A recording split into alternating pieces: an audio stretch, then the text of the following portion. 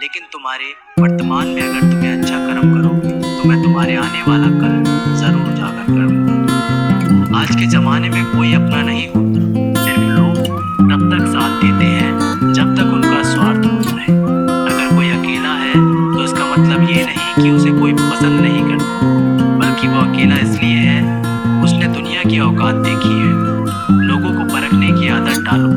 जैसे हर चमकती चीज सोना नहीं होती, वैसे ही हर अच्छा दिखने वाला इंसान सच्चा नहीं होता। अकेले रहने का मजा ही अलग है, ना किसी की जरूरत और ना किसी से उम्मीद। सफाई वहां देना चाहिए जहां उसे सुनना और समझने वाला एक खुला दिमाग हो। मेहनत एक ऐसी चाबी है जो बंद भाग्य के दरवाजे को भी खोल देती है। डाली से गिरते हुए पत्तों ने क्या खूब कहा है कि अगर बोझ बन जाओगे तो अपने ही तुम्हें गिरा देंगे।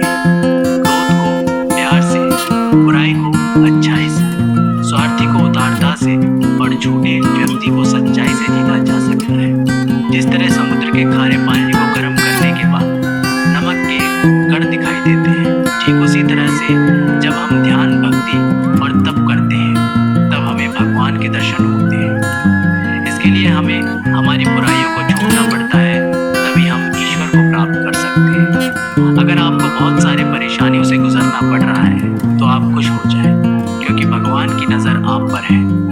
देर से ही सही, लेकिन वो आपकी जरूर सुनेंगे। इंसान का भाग्य उन्हीं के कर्मों का फल होता है जो उसने अतीत में किए हैं। इसी तरह वो लोग जो आज कर्म कर रहे हैं वो उनके आने वाले कल का निर्धारण करते हैं। भगवान बोलते हैं तू करता वही है जो तू चाहता है, पर होता वही है जो मैं चाहता हूँ। तो तू कर वही जो मैं चाहता हूँ, फिर होगा वही जो तू चाहता है। अतीत को बदला जा सकता है, वर्तमान से बचा नहीं जा सकता, लेकिन केवल भविष्य को संवारने का कार्य ही वर्तमान में किया जा सकता है। क्या फर्क पड़ता है हमारे पास कितने लाख, कितने करोड़, कितनी गाड़ियां और कितने घर हैं? खानी तो बस 2 वक्त की रोटी है, जीनी तो बस एक ही जिंदगी है। फर्क सिर्फ इस बात से पड़ता है कि हमने कितने पल खुशी से बिताए, कितनों की खुशी की वजह हम बन पाए। सुख दुख एक सिक्के के 2 पहलू, जहाँ सुख होगा वहाँ दुख भी होगा, और जहाँ दुख होगा वहाँ सुख भी होगा। इसलिए सुख दुख के बारे में बिना सोचे निरंतर अपने लक्ष्य को प्राप्त करने के लिए प्रयास करते रहना चाहिए। एक बात हमेशा याद रखो, किसी के सामने गिड़गिड़ाने से ना मोहब्बत मिलती है ना इज्जत। इसलिए अपने स्वाभिमान को जिंदा रखो। कोई अगर आपकी किस्मत में होगा तो वो आपके पास खुद ही चलता रहेगा। दूसरों को हराने का मौका मत दो, बस खुद को आगे ले जाने की जिद पालो। कभी हार ना मानने की आदत ही एक दिन जीतने की आदत बन जाती है। एक बार एक व्यक्ति नदी के पुल से ही कहीं जा रहा था, तभी अचानक उसके पीछे कई बंदर पड़ जाते हैं और उस आदमी को परेशान करने लगते हैं। वह आदमी अपने आप को बचाने के लिए उन बंदरों से दूर भागने की कोशिश करता है। तभी सामने से एक आदमी आकर उस आदमी को कहता है कि तुम इन बंदरों से मत डरो, तुम जितना इन बंदरों से डरोगे वह तुम्हें उतना ही डराएंगे। तुम इनका डटकर सामना करो।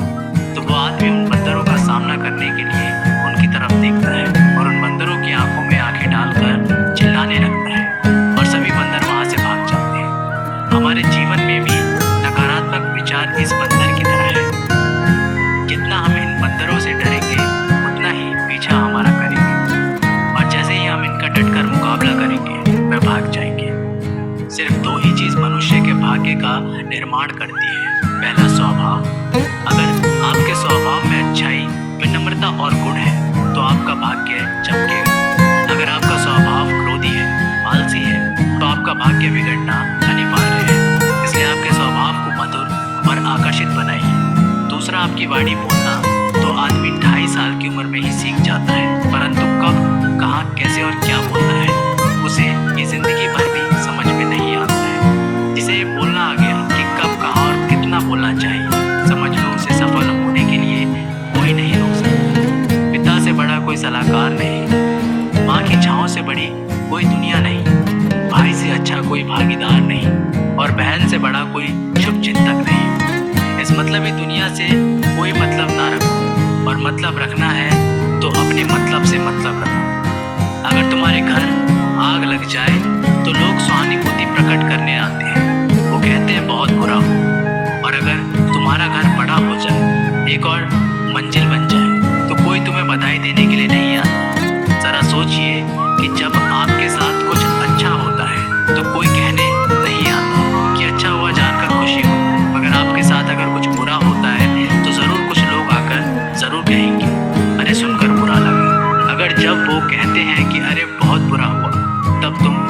गए कि वह तो सिर्फ मजे ले रहे थे। दुआएं मांगने से किसका भला होता है, मिलता तो वही है जो हमने बोया होता है।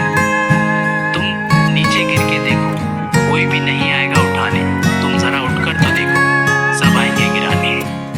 एक बात हमेशा याद रखना, अगर शराब की दुकान पर बैठकर दूध पियोगे तो तुम्हें शराबी का ही दर्जा मिलेगा, और किसी मंदिर में बैठकर शराब भी पियोगे तो तुम्हें एक संत का दर्जा दिया जाएगा।